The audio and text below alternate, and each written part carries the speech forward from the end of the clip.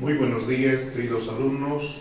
Vamos a dar inicio a la clase de hoy en la materia de cálculo 1, para lo cual vamos a empezar revisando, un poquito repasando lo que se llaman los axiomas de plenitud. Una vez revisado la parte teórica, vamos a utilizar la pizarra para realizar dos ejemplos. Un ejemplo en la materia de álgebra y otro ejemplo en la materia de cálculo. Muy bien, ahora sí, entramos al material, donde dice axiomas de plenitud. Ubíquense todos con su material, ubíquense con su texto, ubíquense con la fotocopia de este capítulo, o los que tienen, igual que yo, pueden ubicarse en la parte que estamos. Perfecto, ahora les voy a hacer rápidamente un repaso de la parte teórica. Fíjense bien, este documento nos muestra los axiomas que forman parte, los últimos axiomas que forman parte de los números reales. El axioma número 1 del axioma de plenitud nos dice A, acuérdense bien, un subconjunto de los números reales, A. En esta A se forman estos 5 axiomas. A es un conjunto acotado inferiormente si y solo si existe A que pertenece a los reales para todo A que es menor o igual a X, para todo X que pertenece a A. Segundo, el axioma número 2 me dice A es un conjunto acotado superiormente si existe B que pertenece a los reales, tal que X es menor o igual a B para todo X que pertenece a A. El axioma número 3 nos dice el conjunto A es acotado si lo es acotado inferiormente y superiormente. El axioma número 4 nos habla del ínfimo. El ínfimo está relacionado con las cotas inferiores, el supremo con las cotas superiores. Entonces el ínfimo de un conjunto me dice es la mayor de las cotas inferiores del conjunto. El supremo de un conjunto es la menor de las cotas superiores del conjunto. A ver, si lo dejamos ahí un minuto para que ustedes memoricen un poquito, y si requieren, necesitan que los refresque, ¿sí? Vamos a volver a ver esta pantalla, pero ahora voy a entrar directamente a hacer un ejemplo en la pizarra. Quisiera que utilicemos la pizarra planteándonos un ejemplo. Me voy a plantear acá el ejemplo en la materia de álgebra, no cálculo, para entender estos conceptos. Aquí voy a hablar un poquito de lo que es el sagital o reticular. ¿A qué se refiere con el sagital o con el reticular? Fíjense bien, me voy a hacer acá una gráfica de esta naturaleza. Es un conjunto ordenado que tiene esta forma. Y voy a colocar sus elementos. Cada puntito significa un elemento. Cada puntito significa un elemento.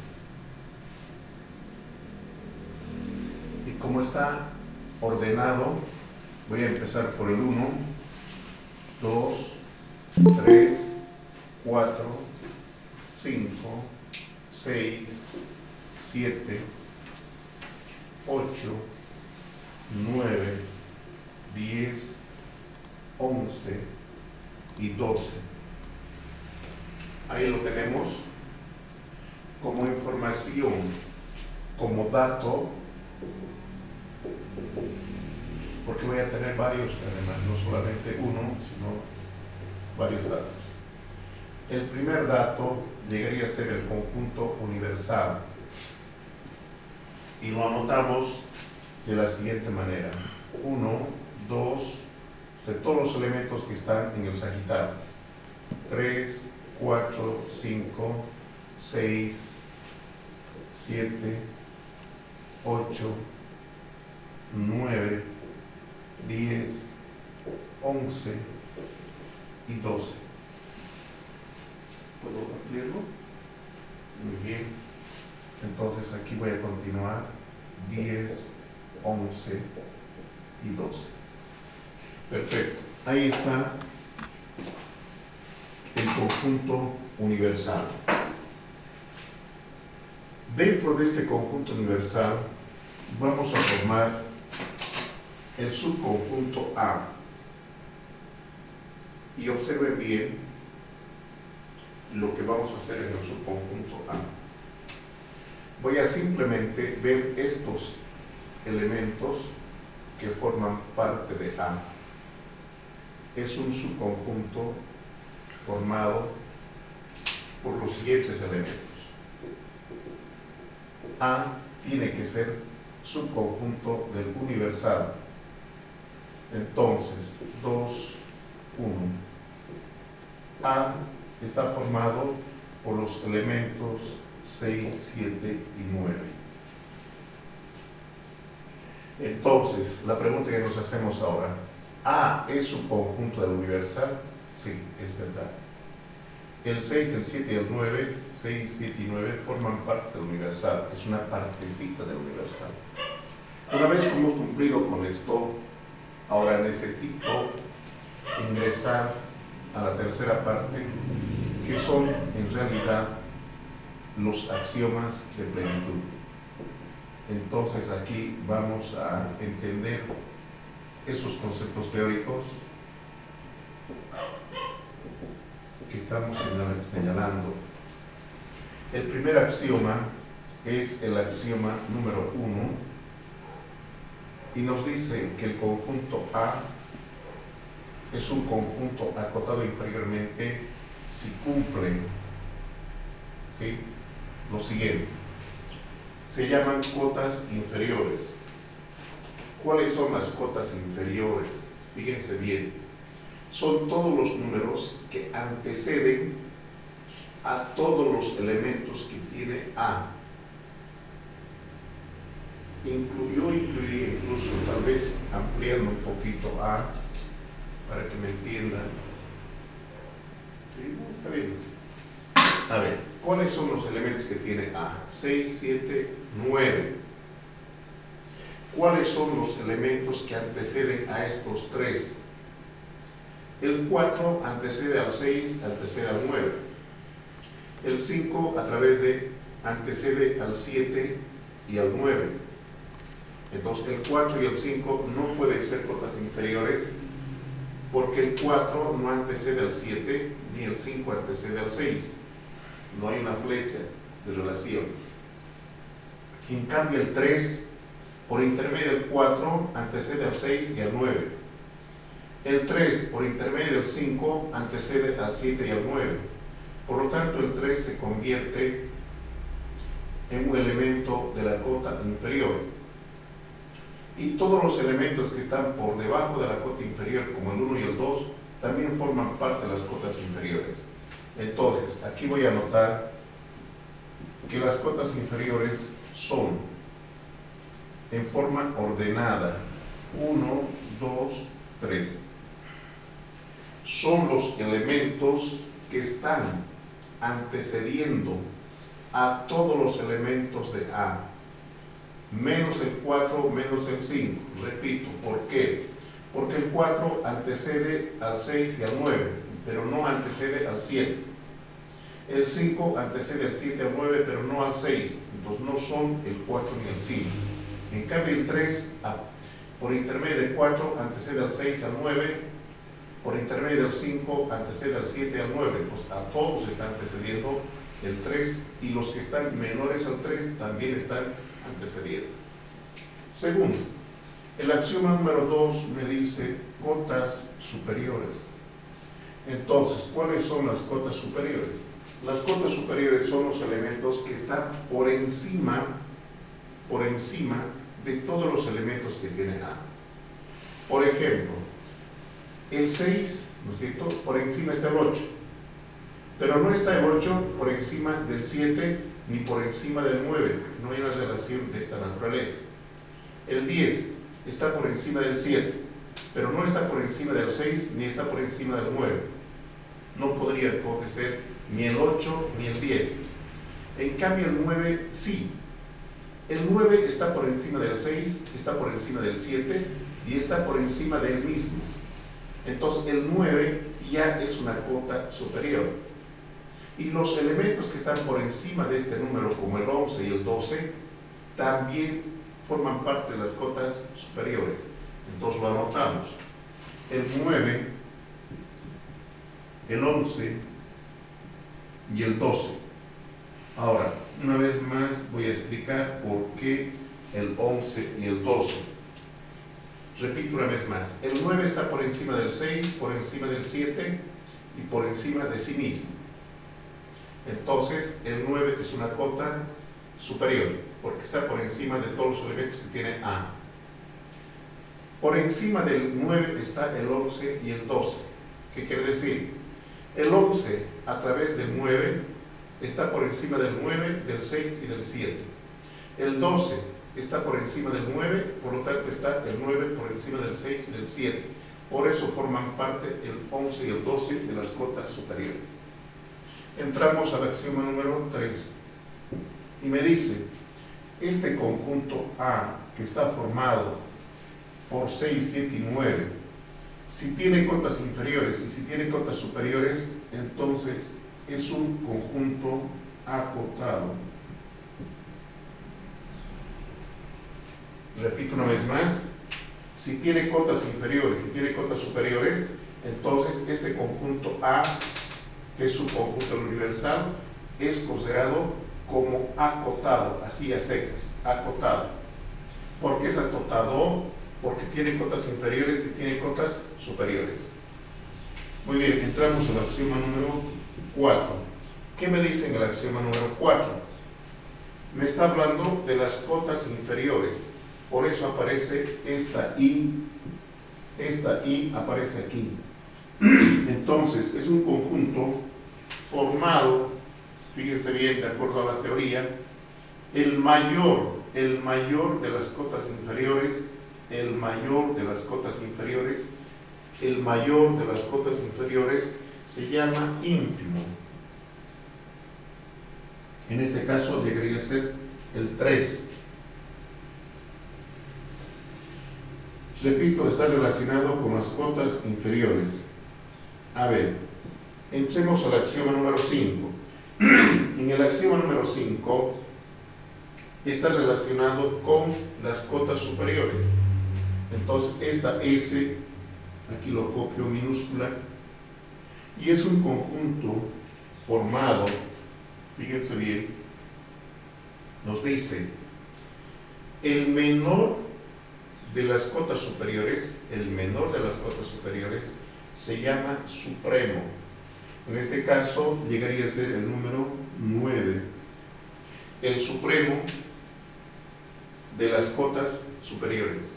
El menor de las cotas superiores se llama supremo. A ver, si retornamos a la teoría, un poco vamos a recordar lo que estaba. ¿Sí podemos entrar a la teoría? Sí. A ver, fíjense bien, ¿qué decía la teoría? La teoría nos decía, el axioma número 1 es un conjunto acotado inferiormente si existe un elemento A que pertenece a los reales, tal que A es menor o igual a X. En este caso, el 3 es menor a todos los elementos que tiene A. ¿Quiénes son los que forman parte de A? En este caso, 6, 7 y 9. Entonces, el 3, y antes que el 3, aquí hay una nota que dice, aquí la nota 1. Si algún número A es cota inferior, en este caso el 3, de un conjunto A, entonces cualquier número menor que A es también cota inferior. Entonces, por esa razón hemos introducido el 1 y el 2. Seguimos. La nota número 2, pero antes necesito ver el axioma número 2. A es un conjunto acotado superiormente si existe B que pertenece a los reales, tal que X es menor o igual a B. Por favor, les recomendamos apagar sus micrófonos para que estamos grabando y no nos gustaría tener interferencias. Perfecto, retornamos.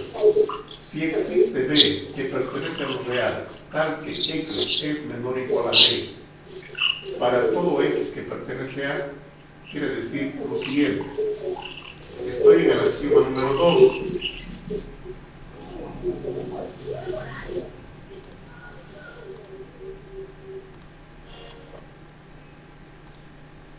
Perfecto. Continuamos. Repito una vez más, recomiendo apagar sus celulares, o digo sus micrófonos, ya sea de sus computadoras o de los celulares, porque, repito, ¿sí?, interfiere en la grabación del video. Les recomiendo, por favor, voy a tener 10 a 15 minutos al final de la clase para que ustedes me hagan las preguntas correspondientes. Gracias. Ahora, estaba en el axioma número 2 de la teoría. A es un conjunto acotado superiormente si existe B que pertenece a los reales, tal que X es menor o igual a B para todo X que pertenece a. ¿Quiénes son esos X? Aquí están. Los X son 6, 7 y 9, los elementos que tiene A. Me está diciendo, estos, ¿no es cierto?, están menores o iguales que B. Entonces, 9 llegaría a ser B. Y es mayor que 6, mayor que 7 y mayor a sí mismo. Por eso dice X menor o igual a B. Se toma en cuenta. Y los que están en la nota 2, ¿qué dice? Si algún número B es cota superior, como en este caso el 9, de un conjunto A, entonces cualquier número mayor que B, en este caso el 11 y el 12, es también cota superior. Entonces aquí en el ejercicio hemos dicho que las cotas superiores son 9, 11 y 12. Ahora, el axioma número 3 me dice, si tiene cotas inferiores, tiene cotas superiores, entonces es acotado. El axioma número 4 nace en las cotas inferiores. Esta I es esta I. Y me dice las cotas inferiores. Está ordenadito, 1, 2, 3. ¿Quién es el ínfimo? ¿Quién es el ínfimo? El mayor de las cotas inferiores. El mayor de las cotas inferiores. Segundo, estoy entrando al axioma número 5. Está dentro de las cotas superiores. Esta S es esta. Se llama supremo. ¿Quién es el supremo? El menor de las cotas superiores. El menor. Entonces, en este caso, 9. Estas serían las cotas superiores, el menor es 9, estas serían las cotas inferiores, el mayor es 3. De esa manera habríamos logrado. Ahora, esto metodológicamente, repito una vez más, estoy en la materia de álgebra. Entonces yo quiero rescatar todos estos conceptos y la metodología de trabajo para ingresar a un ejemplo en cálculo. Nuevamente voy a borrar la pizarra y voy a plantearme otro ejemplo, pero ya en la materia de cálculo. Muy bien, podemos ya, repito, borrar la pizarra. Entonces voy a borrar la pizarra y voy a hacer el ejemplo para la materia de cálculo. Entonces ya no habría sagital, desaparece el sagital, ya estaría en otro campo que se llama el campo de los números reales. Muy bien, vamos a rápidamente limpiar la pizarra.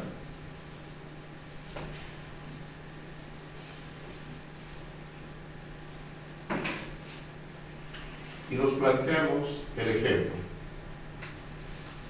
Vamos a decir, sea A un conjunto formado por las X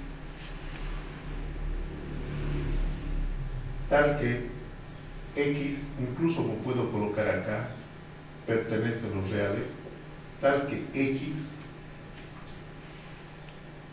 es igual a 1 sobre n y n pertenece a los números naturales.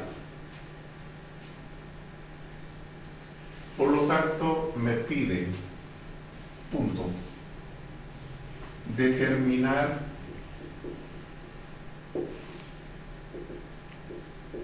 dos puntos. Primero, si existe tres cotas inferiores. Segundo, si existe tres cotas superiores. Tercero, si existe el ínfimo. Y finalmente, cuatro, si existe el supremo. Muy bien.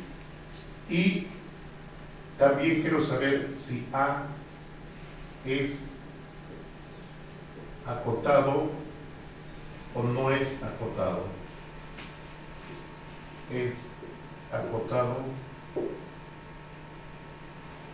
o no es acotado?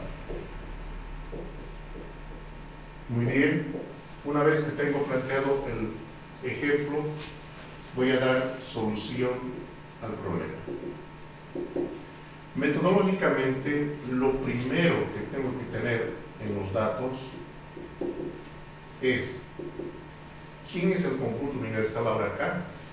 El conjunto universal llegaría a ser los números reales. Entonces, en vez de U, ahora estoy colocando reales, porque este ejemplo ya está en la materia de cálculo. Segundo, necesito determinar los elementos que tiene A. A tiene que ser, no se olviden, su conjunto de los reales. Entonces, aquí tengo que determinar qué elementos tiene A. Para eso voy a desarrollar la propiedad que caracteriza al conjunto A. Y voy a reordenar, así me está diciendo, X es igual a 1 sobre N, y N pertenece a los números naturales. Así me está señalando.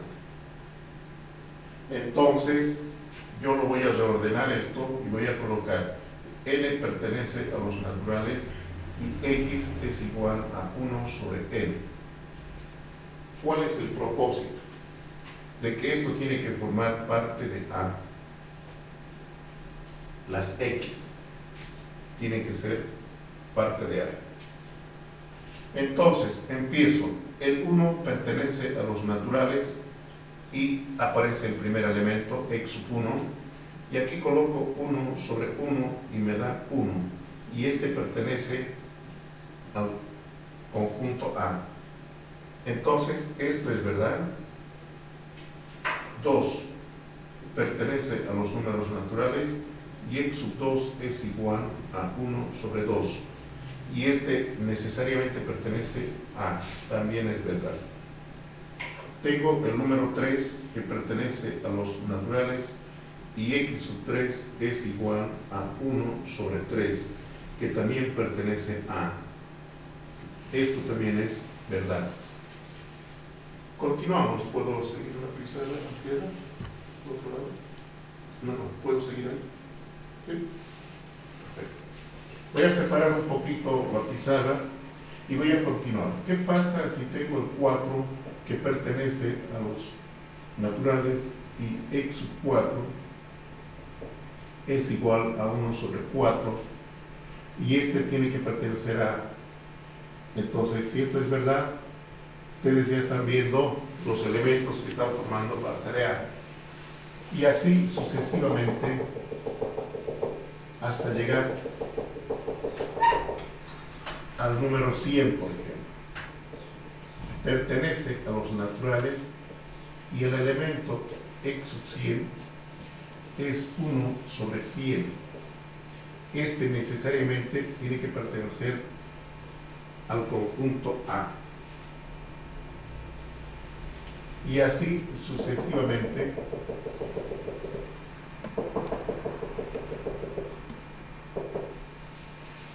muy bien. Ahora, en el siguiente paso 2, voy a rescatar estos elementos que tiene A y tendría primero, anoto, el 1, un medio, un tercio, un cuarto, puntos suspensivos, 1 sobre 100, puntos suspensivos. Si nosotros observamos detenidamente este número último, ¿no?, vemos que el conjunto A está en forma descendente anotado. Necesitamos anotar en forma ascendente. Lo voy a reordenar entonces a los elementos que tiene A. Y aquí tendría al revés, puntos suspensivos 1 sobre 100, puntos suspensivos un cuarto, un tercio, un medio, 1. Estos serían los elementos que tiene A. Ahora, estos elementos que forman parte de A es una partecita de los números reales. Les refresco la memoria. Cuando empecé la clase anterior decía, ¿qué es un número real o qué son los números reales? Son todos los números comprendidos desde menos infinito hasta más infinito, incluido el 0. Ahora les hago la gráfica de eso. Una gráfica que señala la recta real, que lo vamos a ver más adelante.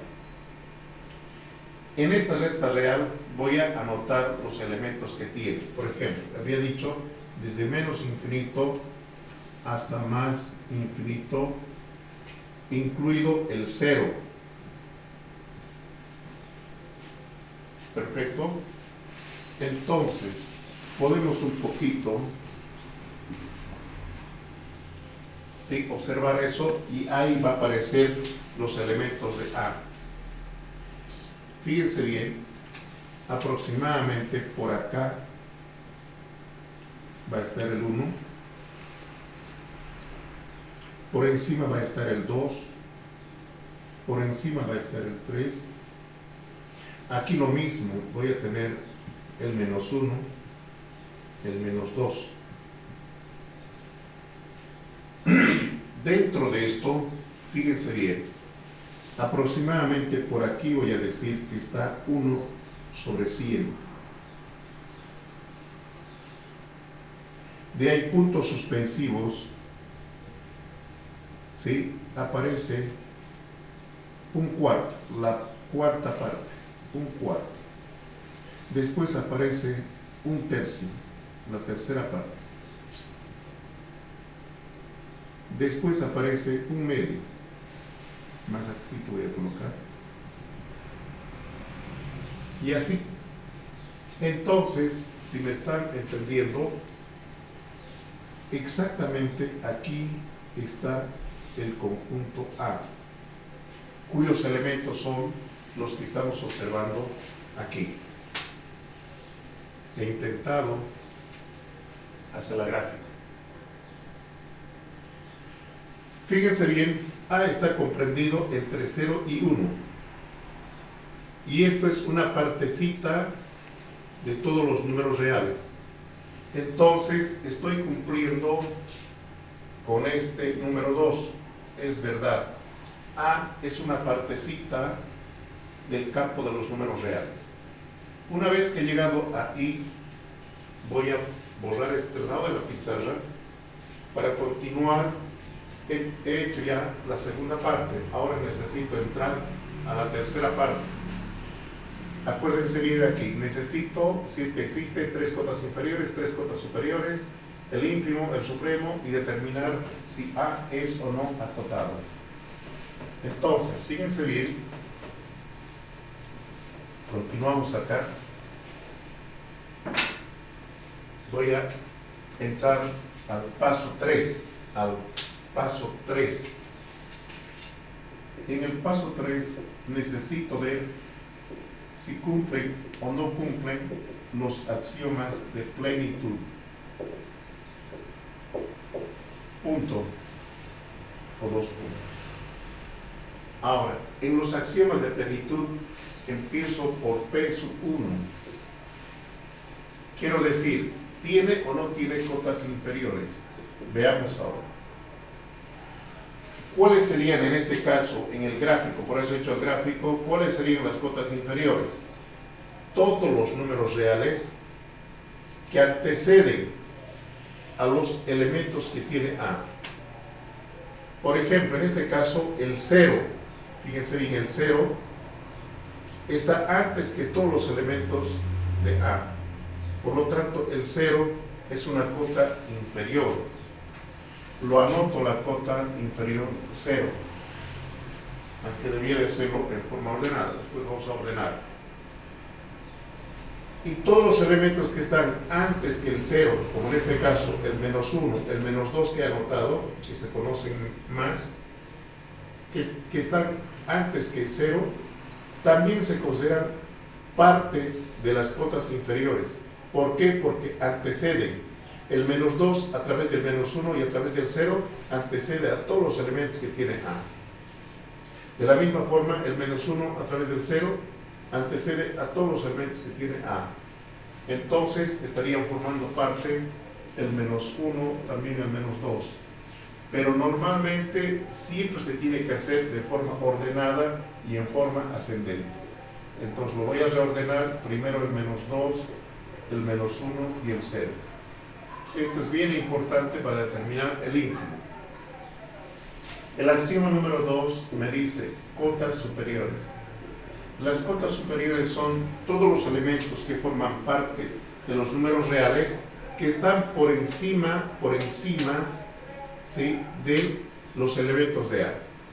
El 1, por ejemplo, está por encima de todos estos elementos. Entonces es una cota superior. Y los elementos que están por encima de el 2 y el 3, también son cotas superiores, porque están por encima de todos los elementos que tiene A. Entonces lo puedo anotar aquí, el 1, el 2 y el 3.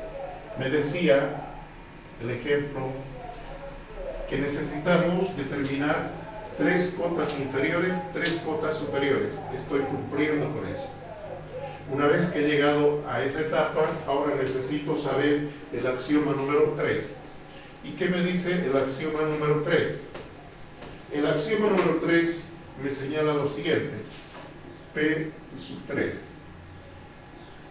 A es acotado o no es acotado. Si tiene cotas, fíjense bien, inferiores, si tiene cotas superiores, entonces A es un conjunto acotado. Acuérdense bien, acotado.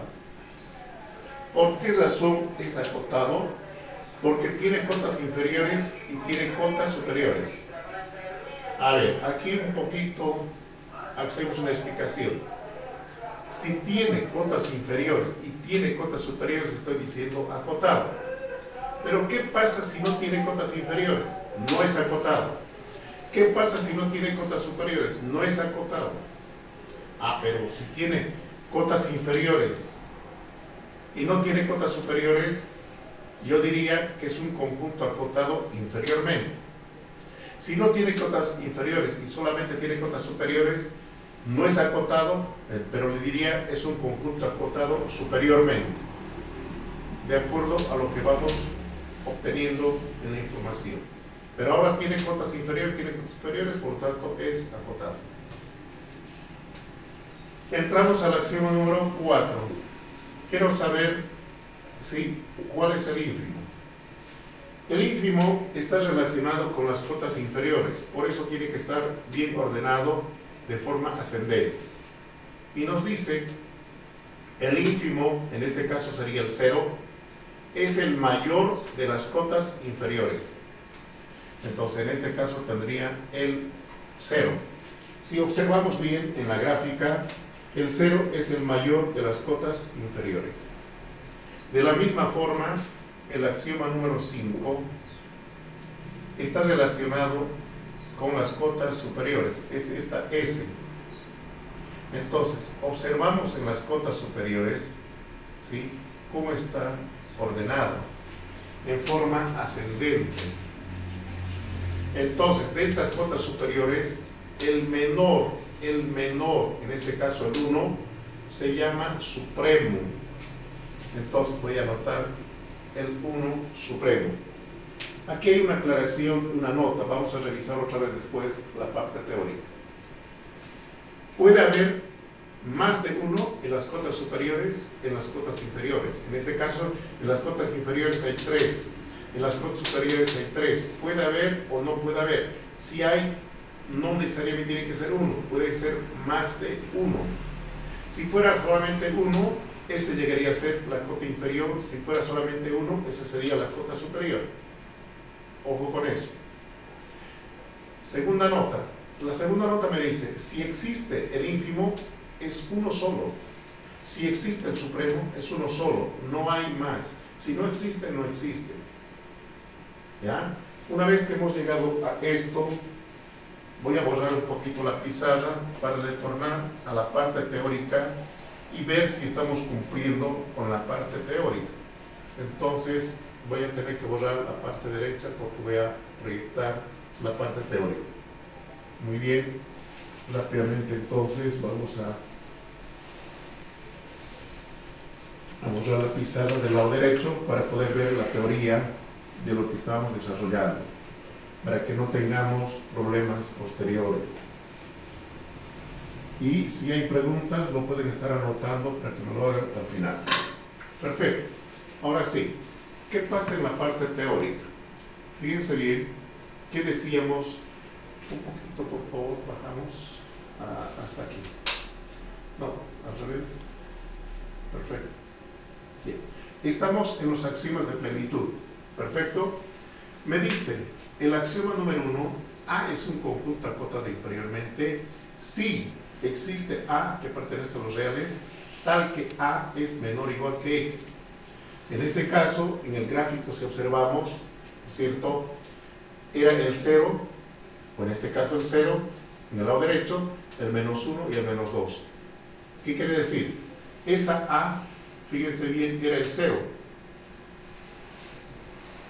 ¿Sí? Que antecede a todos los elementos que tiene A, y los elementos que tiene A estaban comprendidos de 0 a 1. Entonces estamos cumpliendo. El axioma número 2. A es un conjunto acordado superiormente si existe B que pertenece a los reales, tal que X es menor o igual que B. En este caso, el 1 llegaría a ser B. Y los que anteceden serían los que están comprendidos desde 0 hasta 1. Y por encima de esto, el 2 y el 3, que formarían parte de las cotas superiores. 3. A es acotado si lo es inferiormente superiormente. ¿Qué quiere decir? Que tiene cotas inferiores y que tiene cotas superiores. Entonces es acotado. Perfecto. El axioma número 4. Ínfimo. Es ínfimo de un conjunto. Es la mayor, fíjense bien, la mayor de las cotas inferiores. El axioma número 5. Supremo. S. Es la menor de las cotas inferiores. Aquí está. Correcto. Estamos cumpliendo de esa manera con los axiomas de plenitud. Hemos resuelto correctamente. Ahora viene la nota 1. Es bien importante por eso.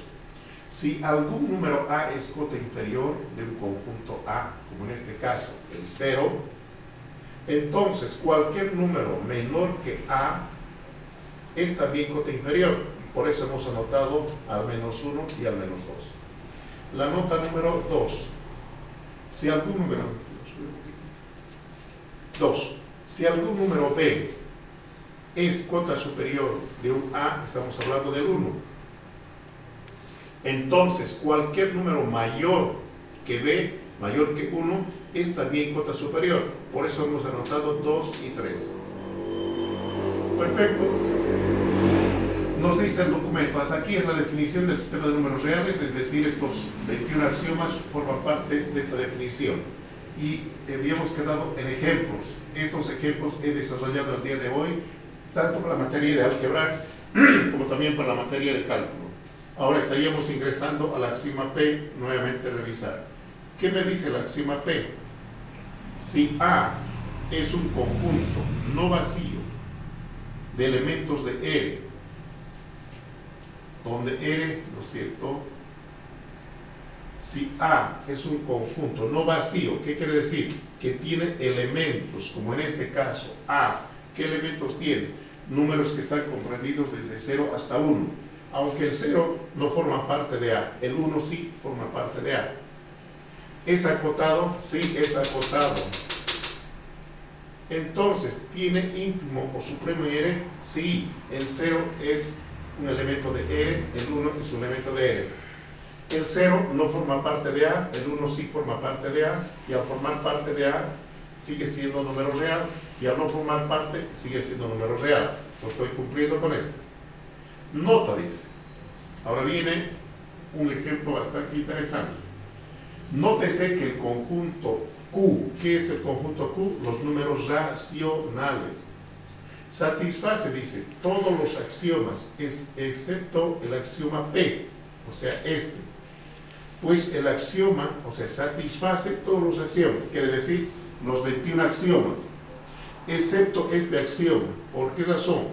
Pues el axioma de plenitud, dice, P, plenitud, nos garantiza que los números reales incluyen a los números irracionales. Por lo tanto, aquí hay que tener mucho cuidado con esto. Estoy hablando de los números racionales. ¿Estamos de acuerdo? Nótese que el conjunto de números racionales satisface todos los axiomas, los 21, excepto esto. ¿Eso qué quiere decir? Que no tiene para identificar ni el ínfimo ni el supremo. ¿Por qué? Porque ahí estarían incluidos los números irracionales, y los irracionales no forman parte de los racionales. Muy bien, a ver, un ejemplo de esta nota. Me dice, ejemplo de un conjunto superiormente acotado, pero que en el sistema de los números racionales no tiene supremo. Es el conjunto T. Ahora sí, vamos a revisar un poquito esto. ¿Qué quiere decir esto? Fíjense bien. Voy a rescatar el ejemplo en la pizarra para poder explicarles un poquito, para que no tengan dudas de esto. Estoy hablando, puedes ponerlo, el ejemplo. Fíjense bien, voy a rescatar T, un conjunto que está formado por las X que pertenecen a los números racionales positivos, tal que, repito una vez más, números racionales positivos, tal que x cuadrado no es menor o igual, no puede ser, sino simplemente menor a 2. Perfecto. Ahora, si queremos dar solución de la explicación que nos dice, por ejemplo, primero, ¿quién es el conjunto universal? Los números racionales positivos. Segundo, ¿quién es T? T tiene que ser subconjunto de los números racionales positivos, una partecita. Muy bien, ¿qué elementos tiene en este caso T? Todos los números racionales positivos que sean al cuadrado menores que 2. Entonces ahí voy a hacer una breve explicación en 3. Si yo tengo x cuadrado menor a 2, entonces puedo sacar la raíz cuadrada de ambos lados, no le afecta en nada. Entonces esto desaparece con esto y me dice x menor a raíz cuadrada de 2. Raíz cuadrada de 2, aquí voy a hacer la explicación, nota. La raíz cuadrada de 2 no pertenece a los racionales. Entonces, ¿a quién pertenece? La raíz cuadrada de 2 pertenece a los números irracionales. Entonces, por esa razón nos dice lo siguiente. Retornamos a la teoría.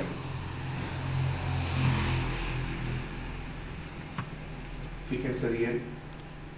¿Qué me dice aquí? En el ejemplo me dice de un conjunto superiormente acotado, correcto. ¿No ve? Porque esta es la cota superior, ¿ya? La cota superior. Y todos los que están por encima de él también son cotas superiores. Entonces está acotado superiormente. Pero no tiene cotas inferiores, acuérdense, hasta menos infinito puede ser esto. Pero en el sistema de los números racionales, no tiene supremo, correcto. Este no puede ser el supremo porque no pertenece a los racionales. Este, raíz cuadrada de 2, pertenece a los irracionales, es un número irracional. Por eso nos está diciendo, no tiene supremo. Este no es el supremo porque no pertenece a los racionales, sino pertenece a los irracionales. Si me han entendido, puedes continuar avanzando. Seguimos subiendo. Ahora entraríamos a rápidamente revisar lo que decía la relación de la igualdad. La relación de la igualdad, para muchos tal vez ni siquiera sabían que es una relación. Es una relación. ¿De dónde estoy extractando esto? De la ley de tricotomía de la relación de orden. Si subimos un poquito a la relación de orden, fíjense bien, estamos hablando de... más arriba, más seguimos. Estamos aquí, relación de orden. En la relación de orden, el primer axioma de la relación de orden se llama ley de tricotomía, decíamos. ¿Qué quiere decir? Si yo comparo dos números reales, siempre voy a tener tres opciones. La primera, que A sea menor que B. La segunda, que ambos sean iguales. Y la tercera, que el primero sea mayor que el segundo. De aquí estoy extractando, de esta relación de orden, la relación de igualdad. Ahora sí, podemos pasar, ahora sí podemos pasar a la relación de igualdad. De ahí estoy extractando. Entonces, lo primero que tenemos que entender es su definición. A ver si logramos entender. La relación de igualdad está simbolizada de esta manera. Necesito dos números reales, tal como decía la ley de tricotomía. Al compararlo, ocurre que ambos son iguales. Entonces, a eso se llama relación de igualdad. A es igual a B, ¿no? Se lee normalmente. Ahora, ¿qué significa esta expresión matemática? Significa que se está usando dos símbolos diferentes para denotar el mismo elemento. Perfecto. Si me han entendido, esa relación de igualdad tiene esta expresión matemática. Pero esta relación de igualdad tiene sus propios axiomas. ¿Cuáles son esos axiomas? Necesito para eso tres elementos que pertenecen a los números reales. La primera, I sub 1. I quiere decir igualdad. 1 significa al axioma número 1. Su nombre, dicotomía. ¿Qué quiere decir dicotomía? 2. La posibilidad que tengo es o A es igual a B o A es diferente de B. No hay otro. O son iguales o son diferentes. 2, dicotomía. El axioma número 2. Reflexiva o reflexibilidad, ¿no? Reflexiva, ¿qué quiere decir? Faltaría LI, por si acaso. Reflexibilidad. ¿Qué quiere decir? Que este número real siempre va a ser igual a A. Eso nos ha ayudado, por ejemplo, en el caso, ¿no es cierto?, de los ejemplos de los axiomas de plenitud. ¿Sí? Estoy hablando en el último del 0 y del 1. 0 es igual a 0 y 1 es igual a 1. O sea, antecede a sí mismo. Reflexiva quiere decir que ambos tienen que ser iguales. A es igual a A. El axioma número 3 de la relación de la igualdad. Simétrica o simetría también. Aquí reflexiva, aquí simetría. Por eso dice simétrica. Si A es igual a B, entonces B es igual a A. Lo estoy cambiando de posición. Al cambiar de posición y estoy utilizando un condicional, se llama simetría o simétrica. El axioma número 4, transitividad o transitiva también. Si A es igual a B y B es igual a C, entonces A va a ser igual a C. Eso quiere decir transitiva. Repito una vez más, si A es igual a B y B es igual a C, entonces A es igual a C. Ahora puedo ingresar al axioma número 5. El axioma número 5 me dice, esto es algo que hay que tener mucho cuidado, unicidad de la adición, su nombre, unicidad de la adición. ¿Qué quiere decir? Para todo C que pertenece a los reales, se cumple. ¿Qué se cumple? Si A es igual a B, entonces le estoy aumentando este número real, ambos lados de A igual a B, y al hacer esto, ¿qué estoy haciendo que nazca o que surja? La unicidad de la adición. ¿Y qué quiere decir unicidad de la adición? Que esta expresión sigue siendo igual que esta. Esta unicidad de la adición, por ejemplo, si yo hago desaparecer la C, retorno aquí. Pero ese proceso se llama, tiene un nombre, una ley de cancelación en la adición. Vamos a ver más adelante esa ley, cuando lleguemos a los teoremas. Entonces de aquí estoy pasando a este lado, a eso se llama unicidad de la adición, y cuando retorne va a recibir otro nombre. Estoy entrando al axioma número 6. El axioma número 6 me está hablando de la unicidad de la multiplicación. Para esto tengo otra vez un número real C. Para todo C que pertenece a los reales se cumple. Si A es igual a B, a cada lado le estoy aumentando C. Y al aumentar C a cada lado, ¿sí?, esta expresión sigue siendo la misma que esta. ¿Por qué razón? Porque si yo hago desaparecer esto, vuelvo aquí. Y esa expresión de hacerlo desaparecer esto se llama ley cancelativa de la multiplicación. Eso vendrá más adelante. Por ahora, el que yo vaya de aquí a aquí se llama unicidad de la multiplicación. ¿Qué quiere decir unicidad de la multiplicación? Que esta expresión sigue siendo igual a esto. No ha cambiado nada. Perfecto. Ahora entramos a este párrafo que dice: una consecuencia de la construcción del sistema de números reales como un conjunto R y dos operaciones es la existencia de una correspondencia biunívoca o perfecta. Subrayen por favor la palabra biunívoca. Biunívoca quiere decir flecha de ida y flecha de retorno. Si fuera solamente flecha de ida, quiere decir unívoca. A ver, para que me entiendan, voy a hacer un ejemplo bastante interesante. Estamos hablando de la relación de una pareja, ¿sí?, de la amistad entre dos personas. Entonces, para que exista una relación biunívoca entre dos personas, tiene que haber flecha de ida y flecha de respuesta. ¿Qué quiere decir? Si el hombre, ¿no es cierto?, ¿sí?, está enamorado de la mujer, para que eso funcione, la mujer también tiene que estar enamorada del hombre. Eso quiere decir biunívoca, de ambos lados, no solamente de un lado. Eso no funciona, por lo tanto eso no se da. Aquí dice biunívoca, perfecto. O perfecta, ¿entre quiénes? Entre los elementos de R y los puntos de una recta.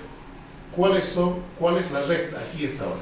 Esta es la recta real, que lo pueden anotar al final. Recta real es esta. Esta recta real no es más que hace rato he anotado de forma rápida, ¿no es cierto?, la que representa. Pueden colocarlo aquí. ¿Puedo pulsar? Para colocar el aquí. Fíjense bien, esa es la recta real R. ¿Qué quiere decir? Es el conjunto de todos los números reales comprendidos desde menos infinito hasta más infinito, incluido el cero. Entonces está ya presente ahora. A eso nos habíamos referido con la primera pregunta cuando decíamos ¿qué es un número real o qué son números reales? son todos los números comprendidos desde menos infinito hasta más infinito, incluido el 0. Perfecto. Ahora me está diciendo que hay una relación entre los números reales y la recta real. Entonces, tiene que haber una correspondencia pi unívoca o perfecta entre los elementos de R, o sea, de los números reales, y los puntos, los puntitos de la recta real, que constituye, ahora, esta recta real, ojo, constituye la base de la geometría analítica. Da origen esta recta real a la geometría analítica. Pero también da origen, es la base del análisis matemático. Cuando hablamos del análisis matemático, ¿de qué estamos hablando? Del análisis real. ¿Qué es el análisis real? Cálculo 1 y cálculo 2. Perfecto. Si hemos entendido, entramos. Esta correspondencia se objetiviza de la siguiente manera. Ahí está. Aquí tengo la recta real y aquí tengo los números reales. Y constituye lo que se denomina la recta numérica o eje lineal de coordenadas. Repito, constituye lo que se denomina la recta numérica o, fíjense bien, la recta simplemente sería esta gráfica, ¿no? Pero al estar junto a los números reales, se está llamando recta numérica o eje lineal de coordenadas. ¿Por qué se llama eje lineal? Porque estoy en una sola dimensión. Lineal quiere decir una sola dimensión. A ver, un poquito más voy a ampliar esto, que no está en el texto. Podemos huir, solo está en este material. Yo estoy rescatando ya de lo que estoy señalando arriba este resumen. No hay, repito, en el libro. Yo estoy haciendo este resumen. En resumen, primero que hemos construido el sistema de números reales. Y ese sistema de números reales está compuesto por los 21 axiomas. Y esos 21 axiomas están sintetizados en esta expresión matemática, donde R representa los números reales, la operación de la adición y la operación de la multiplicación. Si están observándome, hemos construido el sistema de números reales a través de los 21 axiomas y se está sintetizando en esta expresión llamada terna. Terna quiere decir 3. Y esta terna empieza por los números reales, la operación de la adición y la operación de la multiplicación. Por otro lado, ya hemos visto, aparece la recta real o también llamada la recta numérica. Perfecto.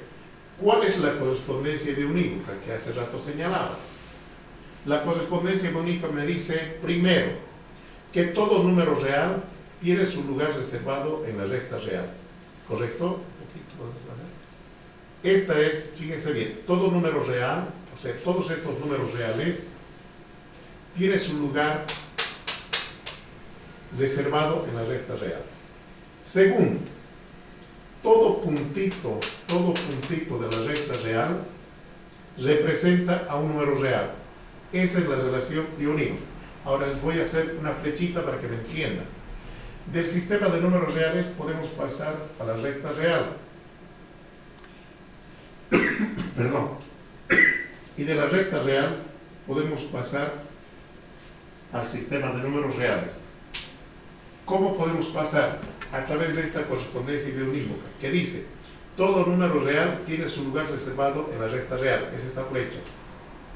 Segundo, todo punto de la recta real representa un número real. Esa es la flecha de retorno. Por eso tiene que ir flecha de ida, flecha de retorno. Si me están comprendiendo, podemos seguir revisando un poco más. ¿Cómo estamos en el tiempo, por favor?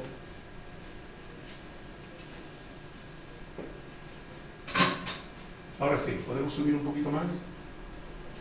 ¿Qué me dice ahora aquí? Una vez que hemos llegado a esa etapa, vamos a empezar a ver los teoremas del sistema de números reales. Lo primero que me debería de preguntar, ¿qué es un teorema? Fíjense bien, si nosotros rápidamente subimos para ver el axioma, uno de los axiomas, por favor. Cualquiera, más arriba. Fíjense bien, estos son los axiomas de la igualdad, nadie se ha preguntado, ahora yo me estoy preguntando, ¿qué es un axioma? Ahora escuchen bien, ¿qué es un axioma? Es una proposición verdadera que no requiere ninguna demostración matemática. O sea, estos son leyes matemáticas, son verdades absolutas. Nadie puede discutir, ni Sócrates, ni Aristóteles, ni Platón. Quiere decir, ya es una ley. Ese es un axioma. Ahora sí, subimos para ver el teorema. En cambio, cuando hablamos de teoremas, un poquito más, por favor, estamos ya aquí. Cuando hablamos de teorema, la pregunta decía, ¿qué es un teorema? Es una proposición verdadera que requiere una demostración analítica. Repito una vez más, es una proposición verdadera, pero requiere una demostración analítica o una demostración científica. Esa es la diferencia con los axiomas. Entonces, fíjense bien, si entendemos así, logramos entender, necesito conocer primero lo que es un teorema y segundo lo que es una demostración analítica. Estoy hablando de una demostración analítica, les voy a explicar ahorita antes de empezar a desarrollar esto. Me está diciendo, fíjense bien, a continuación se plantearán algunos teoremas del sistema de números reales, o sea, algunos teoremas del sistema de números reales para su demostración utilizando los axiomas. ¿Qué quiere decir? Que necesito asimilar, necesito tener presente, ya sea en mi cuaderno, en el texto o en mi cabeza, los 21 axiomas. Esos 21 axiomas tienen que estar el código, el nombre y la expresión matemática en mi cerebro, o por lo menos en mi hojita, en mi escritorio, o si necesito el texto lo tengo que tener ahí para poder desarrollar y demostrar estos teoremas. Pero antes quisiera explicar lo que es fíjense bien, lo que es una demostración analítica. Si me dan tiempo, o de lo contrario, un poquito lo podemos parar aquí. Tal vez sería bueno primero explicar y de la próxima clase desarrollar este teorema. Tal vez sea bueno explicar qué es una demostración analítica. Rápidamente voy a tratar de hacerlo en la pizarra. Cuando hablamos de demostraciones analíticas, necesito recordar esto que se llama el esquema simple. ¿Qué es el esquema simple? Fíjense bien, tengo P, implica Q. Estoy en un condicional. Y en este condicional, ustedes saben que tiene valores de verdadero, verdadero, falso, falso, verdadero, falso, falso. Estoy recordando álgebra. Y aquí me dice, observen bien, si yo tengo el primero verdadero y el segundo verdadero, esto es verdadero. El segundo, si yo tengo el primero verdadero y el segundo falso, este es falso, no se cumple. Tercero, si yo tengo el primero falso y el segundo verdadero, esto se cumple, es verdadero. Cuarto, estoy hablando de la lógica matemática. Si el primero es falso, el segundo es falso, esto también se cumple. Donde, si recordamos, esto se llama antecedente, el primero, y el segundo se llama consecuente, ¿correcto? Pero ahora voy a dar otros nombres. Esto que se llama antecedente, ahora se conoce con el nombre de hipótesis. Estoy explicando lo que se llama la demostración analítica o científica, para entender. Y esto se llama tesis. También a veces, en las especialmente en las materias teóricas, esto resultaría ser la causa y este sería el efecto. Ahora, fíjense bien, voy a analizar uno por uno cada una de estas filas de la tabla. Voy a utilizar la palabra hipótesis y la palabra tesis. Me dicen, si la hipótesis es verdadera, ¿sí?, y la tesis es verdadera, entonces esto que es verdadero se llama razonamiento válido. Razonamiento válido. En cambio, si yo voy al segundo, o sea, estoy tomando en cuenta esto, no tendría que tomar en cuenta esto porque no se cumple. Pero voy al tercero, voy a esto, ¿sí? Si la hipótesis es falsa, ¿sí?, ¿puedo llegar a una tesis verdadera? No. Por lo tanto, aunque en la lógica se cumple, ¿no es cierto?, pero aquí esto no tomamos en cuenta porque esto sería un razonamiento, estoy hablando de la lógica, ¿sí?, no válido, no vale, no es válido. ¿Cómo puedo partir de una hipótesis falsa para llegar a una tesis verdadera? No tiene sentido. A eso se llama razonamiento no válido. Cuarto, si la hipótesis es falsa, fíjense bien, y la tesis es falsa, también se considera como un razonamiento no válido. Entonces, una vez que he podido entender esta parte, retorno a lo que se llama, estoy en este esquema simple. ¿Qué estoy explicando? ¿Qué es una demostración analítica o qué es una demostración científica? Estoy explicando esto. Ahora escuchen bien, ¿qué es una demostración analítica o qué es una demostración científica? Una demostración analítica o una demostración científica es partir de una hipótesis verdadera y llegar a una tesis verdadera. Eso quiere decir que solamente estoy utilizando la primera fila. Esto explica lo que es una demostración científica o una demostración analítica. Partir de una hipótesis verdadera para llegar a una tesis verdadera. No se olvide, esto voy a utilizar la próxima clase porque voy a empezar a desarrollar los teoremas y para eso necesito que ustedes estén, repito una vez más, en su cuaderno, un resumen o en su texto o finalmente en su cerebro, los 21 axiomas. ¿Qué necesito de los 21 axiomas? El código, el nombre y su expresión matemática. Ahí me quedaría la clase de hoy. Pueden abrir sus micrófonos y hacer las preguntas correspondientes. Les escuchamos.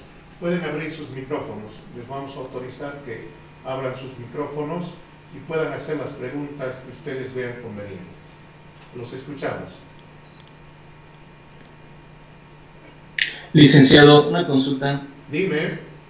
Y en ese esquema que está mostrando de demostración, en la práctica también se puede partir de un absurdo, de algo falso, demostrar que es falso y eso sería, no sé, un esquema de razón. Ya, escúchame bien. Sería, como tú dices, un absurdo, partir de un absurdo para llegar a otro absurdo. No tiene sentido en la parte científica, porque no te olvides que en la matemática todas las relaciones, o en este caso todas las proposiciones, tienen que ser verdaderas. Las que no son verdaderas, si son falsas, las desechamos, prácticamente no las tomamos en cuenta. Entonces ten cuidado con ese detalle. Repito una vez más, en la matemática como tal, por ser una ciencia, parte de una ciencia exacta, solamente tomamos en cuenta las proposiciones verdaderas, acordate de la lógica, de las proposiciones verdaderas, y no tomamos en cuenta, ¿no es cierto?, las, acuérdense bien, proposiciones falsas. Por eso estoy hablando de los axiomas y de los teoremas. Y después ya van a aparecer en los teoremas las leyes matemáticas, cómo se forman. No sé si con eso he podido despejar tu duda. Gracias, licenciado. Muy bien. Si existe otra pregunta, estoy dispuesto a escucharlo.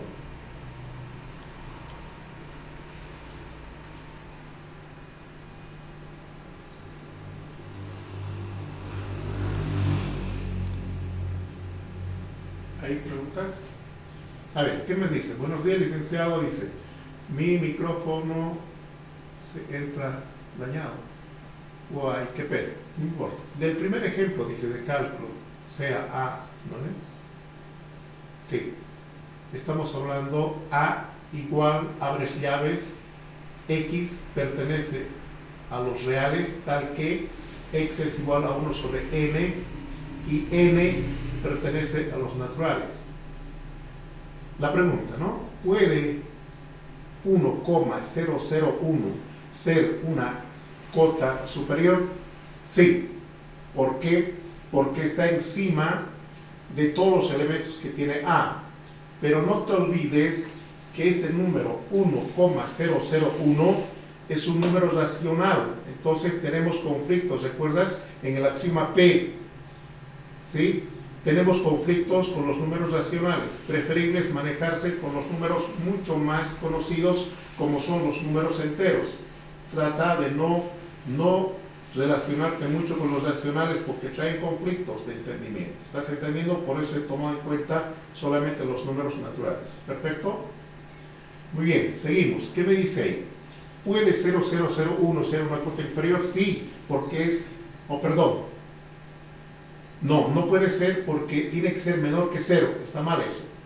No es una cota inferior porque tiene que ser menores a 0. Y ese número 0,0001 es mayor a 0. Entonces no es una cota inferior. Insisto, y ese número es un número racional. Trata de no, repito, tomar los números racionales. Trata de tomar los números enteros. Perfecto. Como que sé que es un supremo ínfimo. No puede haber, repito, en este caso, ni el 001 ni el 1,001 pueden ser ni el uno ni el otro. Para que sea, repito, ínfimo supremo, en el ínfimo, hemos dicho, tiene que ser el mayor de las cotas, acuérdate bien, inferiores. Y en el otro hemos dicho, tiene que ser el menor, el supremo es el menor de las cotas superiores. Entonces tienes que trabajar con números más conocidos, como en este caso. Los números más conocidos son, como en la recta real que mostraba, primero los números naturales, segundo los números enteros, después vienen los racionales, pero preferible es trabajar o con naturales o con enteros para entender mejor los ejemplos. Muy bien, no sé qué más preguntan. ¿Cómo que es un supremo? No sé qué, no, eso creo que ya está. Lo que quiere decir que el ínfimo supremo se tiene que encontrar fuera del conjunto. Sí, puede estar dentro o fuera del conjunto A, el ínfimo o el supremo. Lo que tiene que ser es que tiene que formar parte de los números reales. Perfecto. En el ejemplo anterior dice 1 es supremo, se encuentra dentro del conjunto A. Correcto. Y 0 es el ínfimo y se encuentra fuera del conjunto. Correcto, está bien. Puede estar dentro o fuera. ¿Estamos de acuerdo? Está perfectamente bien. Otra pregunta tal vez. ¿Queda todavía por algún lado?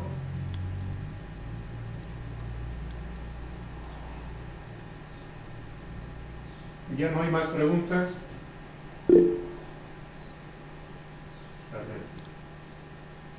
A ver, ¿qué me dice ahí? ¿En qué página están las clases que dio para volver? Bueno, a ver, distinguido alumno, por favor, yo creo que no te has conectado al principio de la clase, creo que has llegado tarde.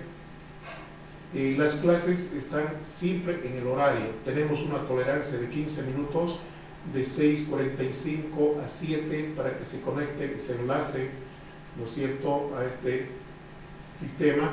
y en el cual nosotros hemos mencionado que todo está filmado, está grabado y los videos vamos a subir una vez que estén procesados sin ningún problema.